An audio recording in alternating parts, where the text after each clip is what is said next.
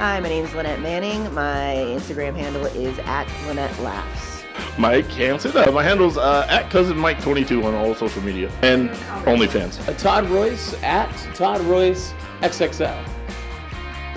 I will be coming up on 3 years in comedy come May 21st. 7.5 years? 5 years, but I was pregnant with COVID for 9 of it, so I didn't do that for 9 months.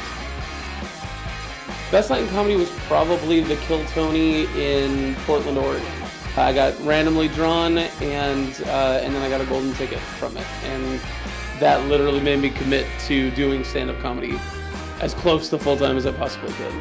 When Ralph Porter had all his people here at 6th Ave, and he got a standing ovation and stuff, and he started crying on stage, and I tried to make fun of him that he's gonna cry in the car, and then I almost started crying, so it was weird. Yeah, but it was a great night. I'm gonna go with one of the most memorable nights, which was I did a guest spot for Brett Ernst at the Everett Historic Theater, and that was pretty fucking rad because I'm a big Karate Kid fan, and he's on the Cobra Kai series. And then while I was in the green room, the guy that played Chosen from the original Karate Kid came walking down the stairs because they're friends, and I freaked all the way out. And it was just it was one of those moments where I just felt like I was in this new world. I guess I don't know how to explain that. It just felt really cool to see people that I grew up loving in my face. So. But I think it was probably an open mic or something that I just wanted to drive my car into a guardrail on the way home type thing.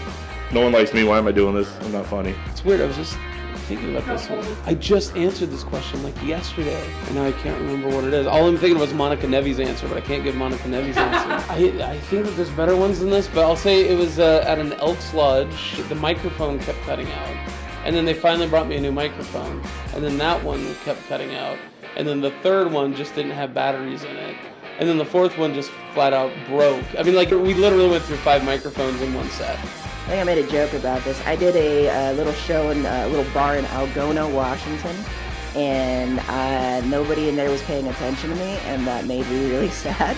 And so I sat down, and in a very dramatic way, I was just that's it. I'm done. I'm no longer doing comedy. My career is over. But then this really cute 20-something-year-old boy came up and told me that I was his favorite, and he offered to buy me a drink, and I decided to keep going.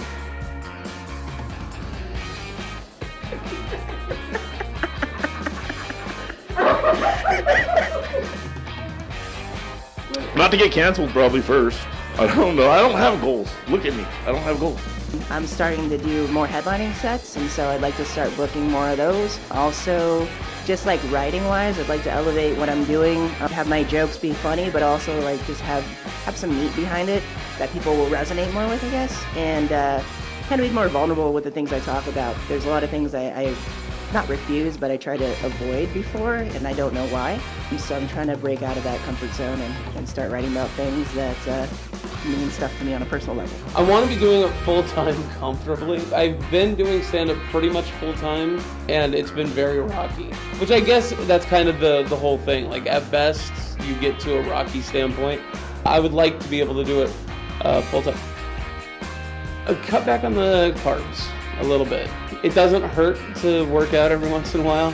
When you're 20, when you're 45, in comedy. I think in comedy, I would say literally don't listen to anybody and don't try to structure your comedy based on what you think the audience will like, because that audience isn't going to be there every night. So you do things that are true to you, and then eventually you'll find your fans. There are going to be bad nights, and there are going to be good nights. And the bad nights does not define how good you are at what you do. It's just not a good night that night. So just keep going, and the good nights are going to be even more awesome. So. For myself, you don't need the second taco? I don't know. Oh, comedy. Second taco. Shut up. They're big. You guys, you don't understand. I make a big-ass taco on a plate. I hate you guys. Yeah, that's about it. I don't know. Let's see. I'm going to be in the Alaska Before You Die Comedy Festival in first week of April. And then I'm also in the Upper Left Comedy Festival in Seattle the last weekend of April. So I think those are the two kind of big things I got coming up. My new podcast is going to be starting next month. So the Sweet Potato Pod is going to be next month. So that being, I don't think it's unrealistic for me to assume that it's going to be bringing in Rogan numbers. So I think that's the main goal. That's the main goal.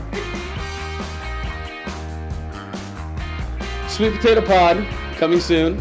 And that's it, just on socials at Todd Royce 662. Oh, shows coming up.